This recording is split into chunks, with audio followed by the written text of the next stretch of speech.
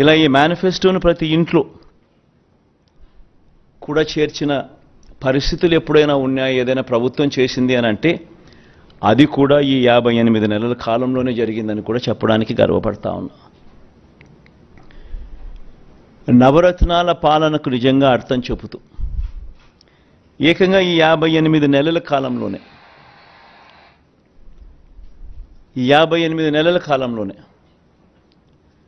ఏకంగా 2,70,000 కోట్ల రూపాయలు, మళ్ళా రిపీట్ చేస్తా ఉన్నా, ఏకంగా 2,70,000 కోట్ల రూపాయలు డిబిటీగా, అంటే నేరుగా నా అక్క చెల్లెమ్మల కోసం నేను బటన్ నొక్కడం, నా అక్క చెల్లెమ్మల కుటుంబాల ఖాతాల్లోకి నేరుగా డబ్బులు వెళ్ళిపోవడం, నేరుగా వారి చేతికి అది అందడం. ఇదొక హిస్టరీ. 2,70,000 కోట్ల రూపాయలు ఈ మాదిరిగా నా అక్క చెల్లెమ్మలకు దేవుడి దయతో మంచి చేయగలిగాం. పేదల ఆత్మగౌరవాన్ని, అవ్వాతాతల ఆత్మాభిమానాన్ని ఎరిగిన వాడిగా వాళ్ళ ఇంటికి ఈ పథకాలన్నీ డోర్ డెలివరీ చేసిన పరిస్థితులు కూడా ఈ 58 నెలల కాలంలోనే.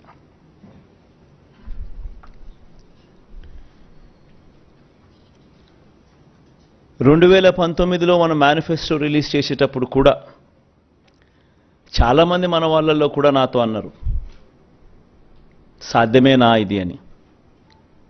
ఎందుకనంటే 2019లో మనం చెప్పిన ఈ మాటలు, చెప్పిన ఈ హామీలు ఏదైతే ఉన్నాయో, ఆ తర్వాత ఈ 58లో ఏదైతే మనం ఇంప్లిమెంట్ చేశామో, గతంలో ఆంధ్ర రాష్ట్ర హిస్టరీలో ఎప్పుడూ జరగల. ఈ మాదిరిగా ఈ స్కీములు రావడం కానీ, ఈ మాదిరిగా ఈ బటన్లు నొక్కడం కానీ, ఈ మాదిరిగా ముందుగానే క్యాలెండర్లో ఏ నెలలో ఏ స్కీమ్ ఇస్తాము అని ముందే చెప్పి ఆ నెలలో ఆ స్కీములు కరెక్ట్గా పోయేట్టుగా చేయడం కానీ, ఇవన్నీ ఎప్పుడు గతంలో ఆంధ్ర రాష్ట్ర చరిత్రలో ఎప్పుడూ జరగల. అవన్నీ కూడా ఈ 58 నెలల కాలంలోనే జరిగాయి. 2014లో నాకు బాగా గుర్తుంది, చంద్రబాబు నాయుడు గారు విపరీతమైన మోసపూరిత హామీలు ఇస్తూ ఉన్నారు.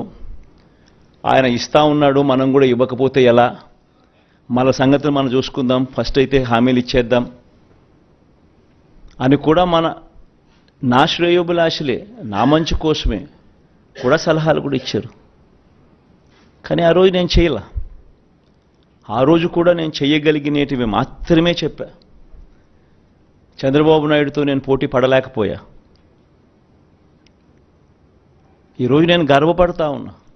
నాకు అధికారం 2014లో రాలేకపోయినప్పటికీ కూడా చరిత్రలో చరిత్రహీనుడిగా మిగిలిపోకుండా చేయగలిగినటివి మాత్రమే చెప్పి, అవి మాత్రమే చెప్పి చేసి చూపించి మళ్ళీ ప్రజల దగ్గరికి ఈరోజు చరిత్రలో ఒక హీరోగా ఈరోజు ప్రజల దగ్గరికి వెళ్తున్నాం.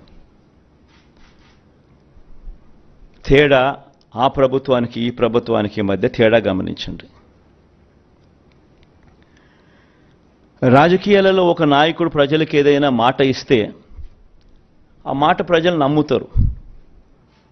నమ్మి ఆ ప్రజలు ఆ రాజకీయ నాయకుడు అవన్నీ చేస్తాడు అన్న ఆశతో ఓటేస్తారు. ఆ ఓటు వేసినప్పుడు ఆ ప్రజలు ఆ నమ్మకం మన మీద పెట్టినప్పుడు మనం చేయాల్సింది ఏమిటి?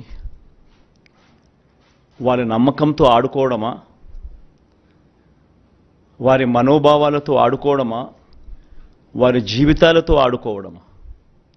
మనం చేయాల్సింది వాళ్ళ ఇంట్లో వాళ్ళ బిడ్డగా చెప్పిన ప్రతి మాట అమలు చేస్తూ వాళ్ళను చెయ్యి పట్టుకుని నడిపించగలగడమే లీడర్షిప్ అంటే.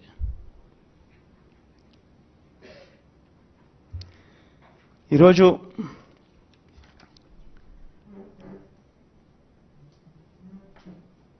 పేదవాళ్ళ పరిస్థితి ఏమిటి, ఎలా ఉన్నారు, ఎలా బ్రతుకుతా ఉన్నారు, ఎలా బ్రతికారు అని నా 3648 కిలోమీటర్లు సాగిన నా పాదయాత్రలో నా కళ్ళారా నేను చూసినప్పుడు వాళ్ళ దగ్గరికి నేను పోయినప్పుడు చూసినప్పుడు పేదవాళ్ళ పరిస్థితి ఏమిటి అని చెప్పి గమనిస్తే పిల్లలను చదివించలేని పరిస్థితి, చదివించాలని ఆరాటం ఉన్న తల్లులకు. ఎందుకంటే మొట్టమొదటగా కడుపు నిండితే తప్పనిచ్చి ఆ తర్వాతనే చదువులు గుర్తుకొస్తాయి. అలాంటి పరిస్థితుల నుంచి ఫీజులు కట్టలేక పిల్లలు చదువులు మానేసిన పరిస్థితి, పిల్లలు తమ తండ్రులు ఆ ఫీజులు కట్టలేని పరిస్థితిని చూసి పిల్లలు ఆత్మహత్యలు చేసుకున్న పరిస్థితి, ఇంజనీరింగ్ చదువుతా ఉన్న పిల్లలు. ఇవన్నీ నా కళ్ళారా చూసా. అవ్వాతాతలకు అన్ని అర్హతలు ఉన్న పెన్షన్ రాని పరిస్థితి, ఇల్లు ఇవ్వని పరిస్థితి, రేషన్ కావాలన్నా మరుగుదొడ్లు కావాలన్నా సబ్సిడీ మీద ఇచ్చే లోన్లు ఇచ్చి అరకొర ఆ ఊర్లో ఇద్దరికో ముగ్గురికో ఇస్తా ఉన్న వాటికి కూడా ప్రతిదానికి లంచం లంచం లంచం, వివక్ష వివక్ష వివక్ష. ఈ మ్యాన్ మేడ్ ప్రాబ్లమ్స్ను, రాజకీయ నాయకులు సృష్టించిన ప్రాబ్లమ్స్ను, రాజకీయ పార్టీలు సృష్టించిన ప్రాబ్లమ్స్కు, ఈ ప్రాబ్లమ్స్తో వ్యవస్థలు ఎలా, ఈ వ్యవస్థల వల్ల ఎలా పేదవాడి బ్రతుకు అతలాకుతలమైందో నా కళ్ళారా చూశా. 2019లో మన పార్టీ అధికారంలోకి వచ్చినప్పటి నుంచి ఈ రోజు వరకు ప్రతి అడుగు కూడా నేను చూసిన ఆ సమస్యలకు సొల్యూషన్ వెతుకుతూ, ఆ సొల్యూషన్ను మేనిఫెస్టోలో పెట్టి ఆ సొల్యూషన్ను తీసుకొస్తూ ఈ 58 నెలల పాలన సాగింది. కోవిడ్ లాంటి మహమ్మారి 2 సంవత్సరాలు పూర్తిగా రాష్ట్ర ఆర్థిక పరిస్థితులు అతలాకుతలమైన, రావాల్సిన ఆదాయాలు రాకపోయినా, అనుకోని ఖర్చులు పెరిగిన, ఇవన్నీ జరిగిన సాకులు చూపలేదు. మేనిఫెస్టో ఇంప్లిమెంట్ చేయకుండా ఉండడానికి కారణాలు వెతుక్కోలేదు, సాకులు చూపలేదు. ఎన్ని సమస్యలు వచ్చినా, ఎన్ని సమస్యలు ఉన్నా